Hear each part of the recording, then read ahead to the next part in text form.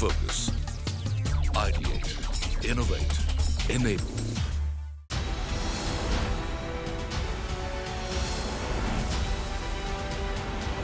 Standard Chartered presents CNBC-TV18 Leadership Collective. Good evening, ladies and gentlemen. Thank you very, very much for joining us here for the Standard Chartered Bank presents CNBC-TV18's Leadership Collective.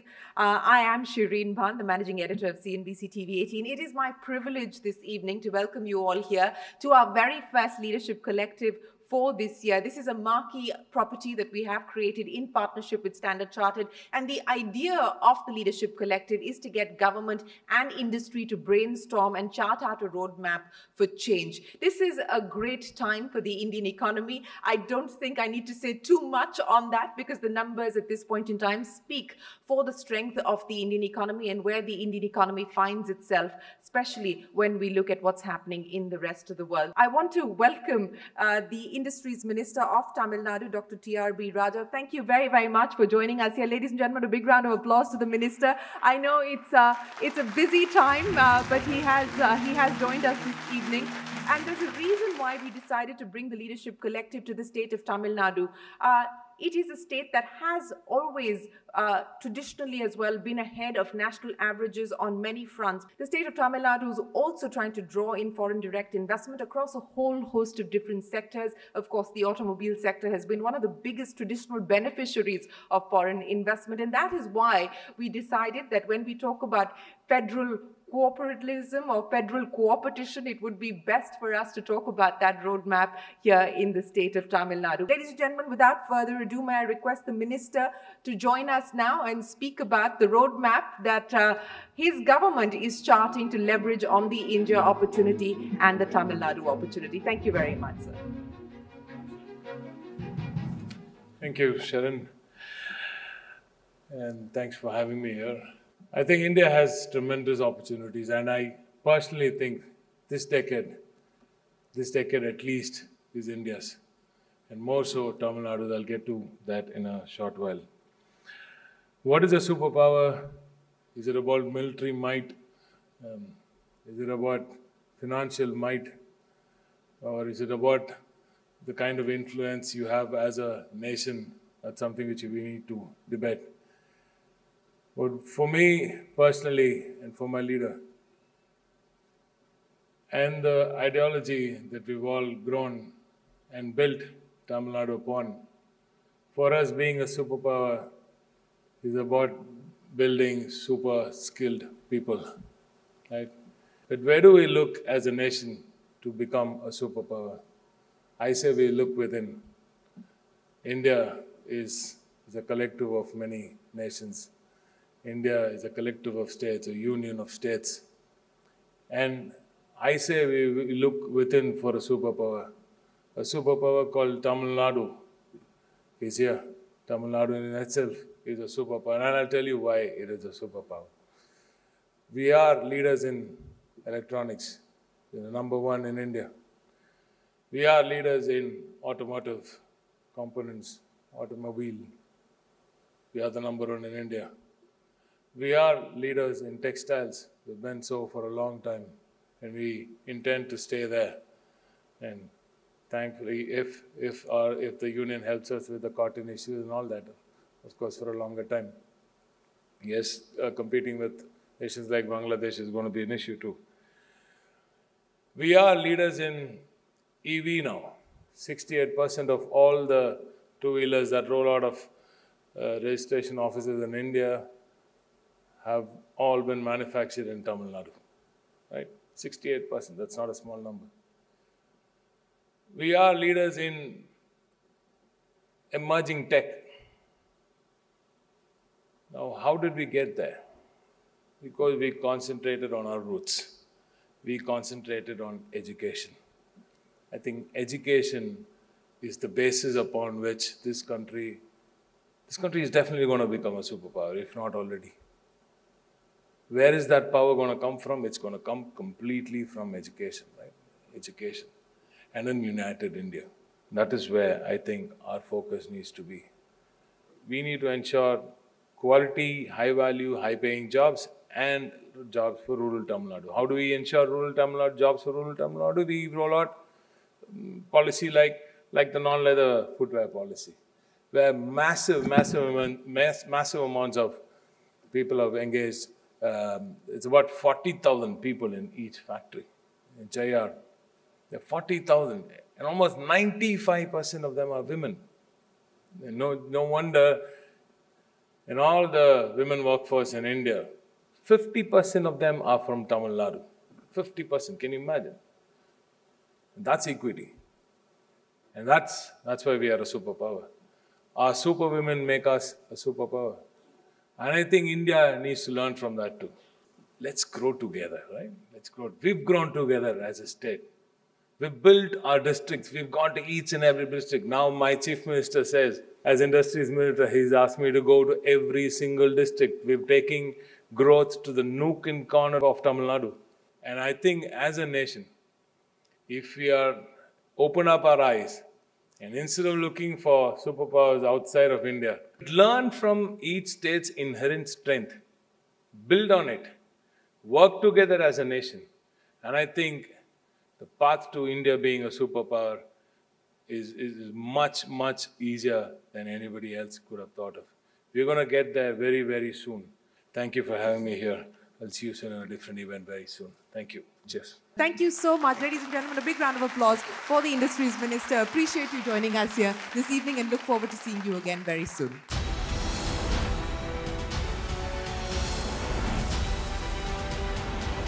Standard Chartered presents CNBC-TV18 Leadership Collective.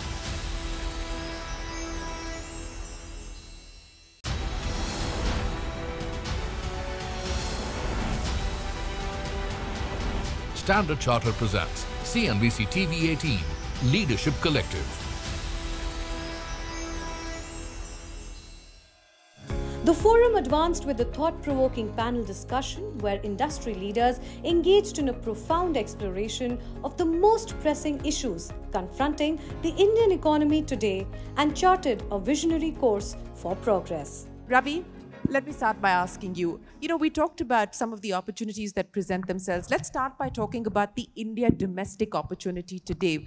I mean, it is no longer an either or. Would you want to be in India? You don't want to be in India? I don't think that is the conversation that's happening in the boardrooms. The conversation that seems to be happening in the boardrooms is we have to be in India. What is the winning strategy for a company in India? How have you seen this change? And what is the imperative at this point in time? I think when I look at where India is today, I think there are very strong trends in India which no company can ignore, no global company can ignore.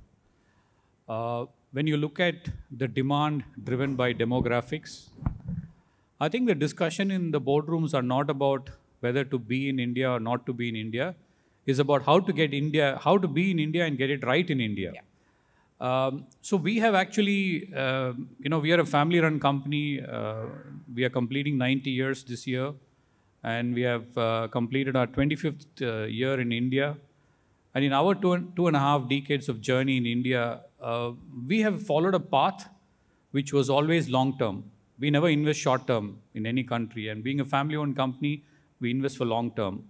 So the first, 15 years have been like building the market. Because, energy efficiency is something people don't really understand what it is still. I think in India, you need to get your portfolio right. You need to get deep localization in India.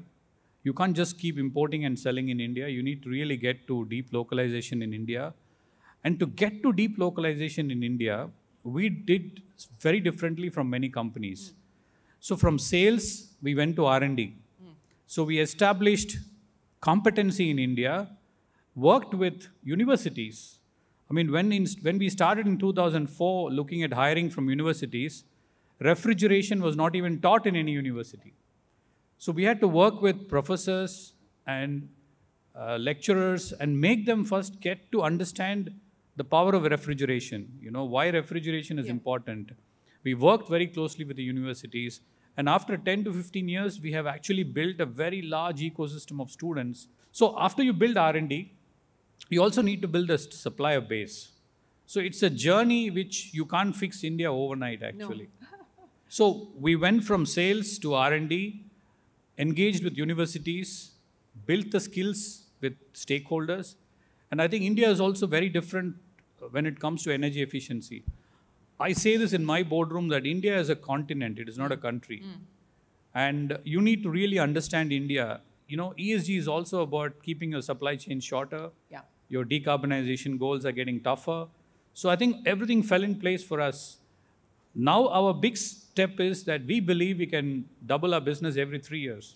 Because that's the kind of demand we see in India. So turnover 5,000 crores in FY25? Absolutely. Yeah. That's good to hear. Ankur, you know, talking about the winning strategy for India, and just to take that conversation forward, many pieces have fallen into place at this point in time, domestically as well as globally as well. What do you think is working best for India today, and what are the advantages that we need to leverage on today as an economy? So clearly, India is at the center of a multipolar world, right? There is no better time for India, and you know, you've heard many business leaders saying this is India's decade, right? We've got the demographics right, and we've got the policy and the macroeconomic stability right after decades and decades, right? So from that perspective, if we don't monetize this decade, I don't know when will be.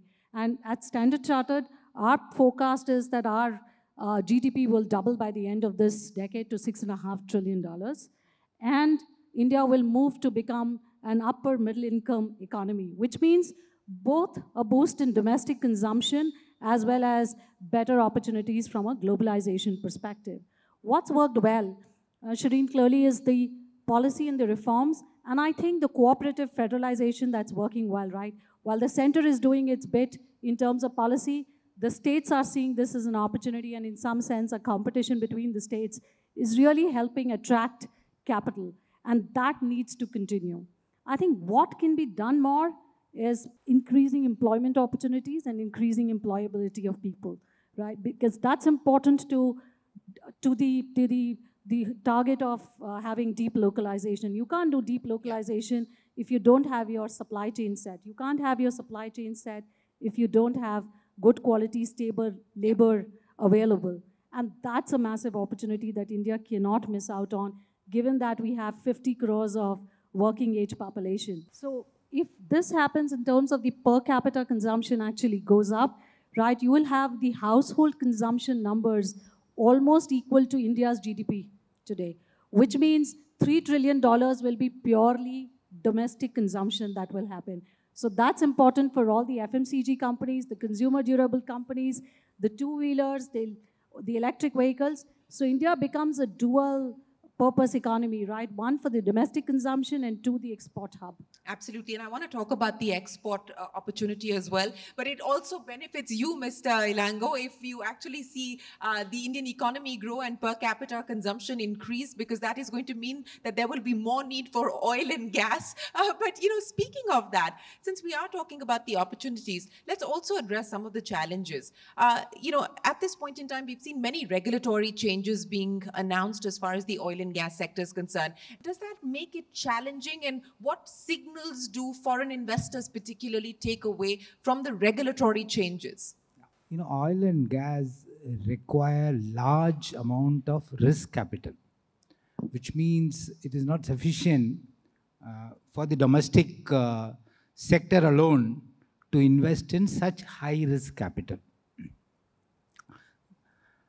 While the oil and gas resources belong to the people of India, you need expert company and investment to find it.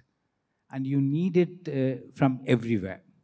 So what does a country need to do to attract such risk investment is continuity in policy. And government has this challenge of balancing the consumers as well as producers' interests.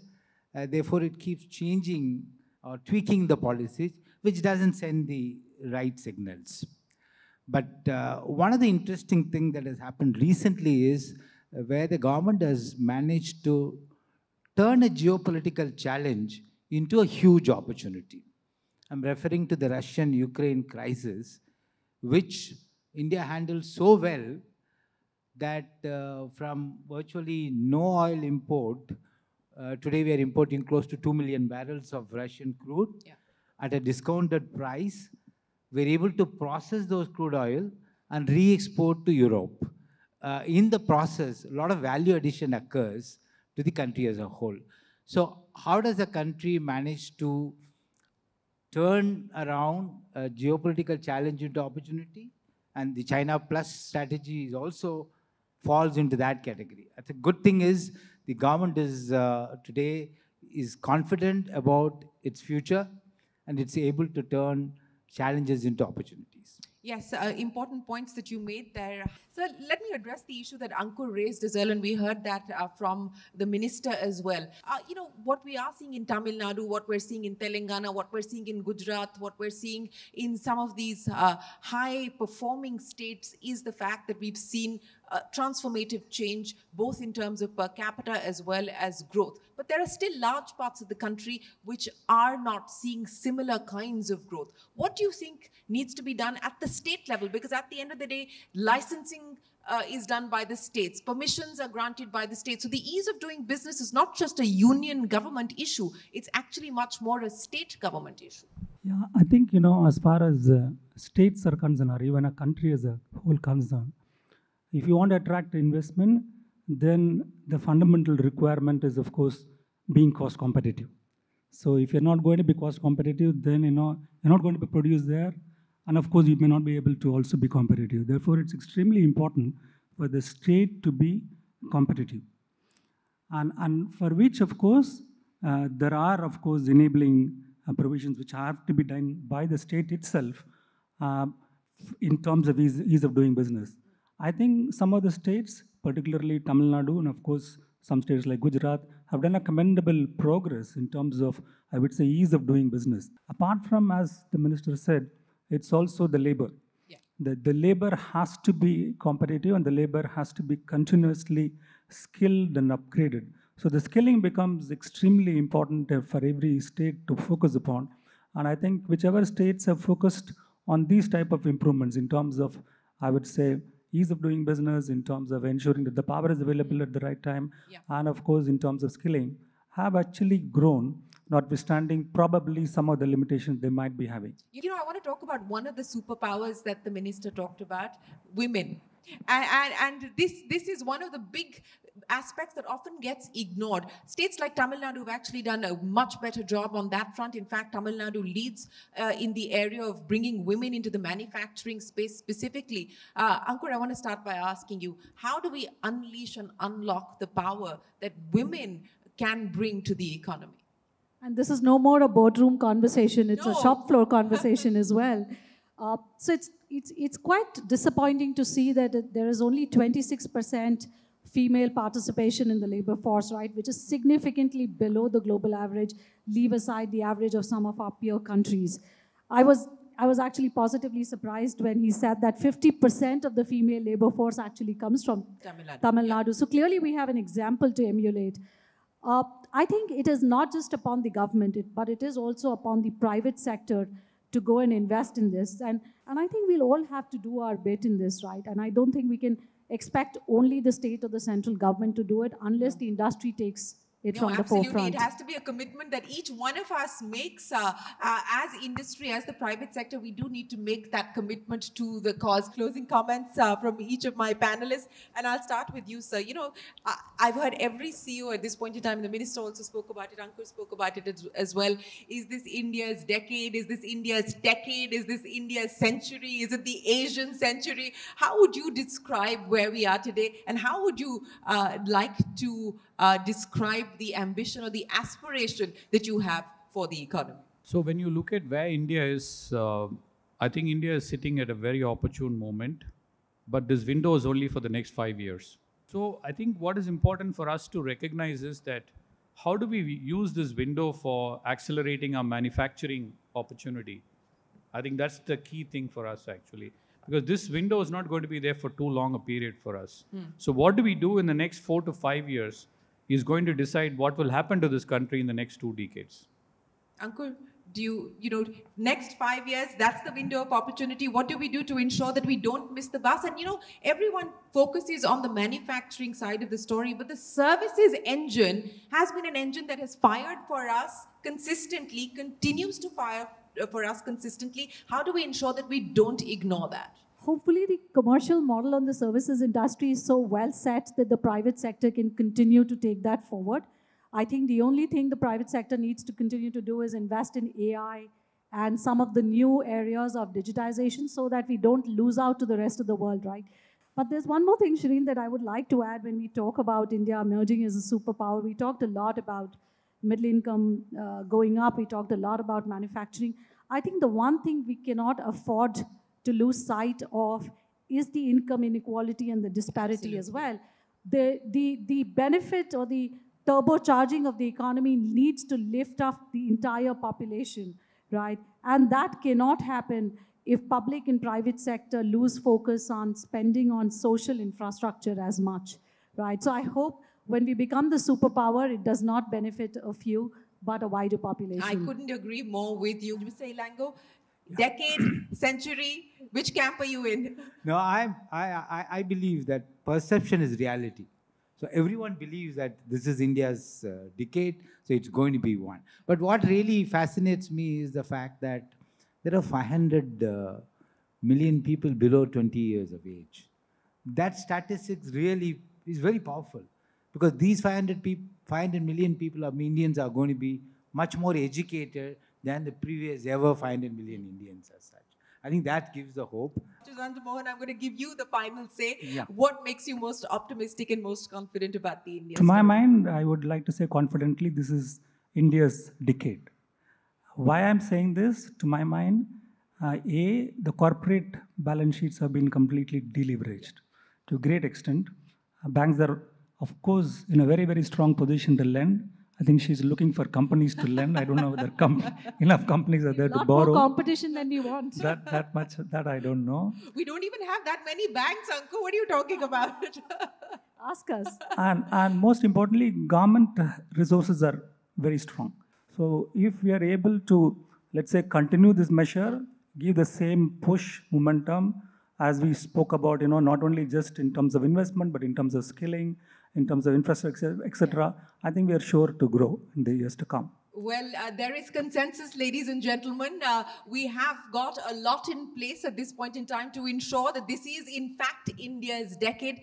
The question now is, can we make sure that we put the ingredients in place to deliver on that promise and to deliver on that potential? Thank you so much to each one of you for joining us here today, for sharing your thoughts and your insights on where we stand, but more importantly, where we're headed and which direction to take. My many thanks to each one of you for joining us here for our inaugural Leadership Collective here in Chennai. Thank you very much, ladies and gentlemen.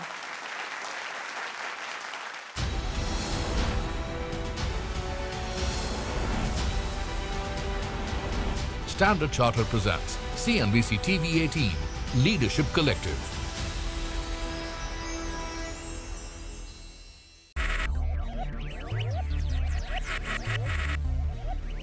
Focus. Ideate. Innovate. Enable.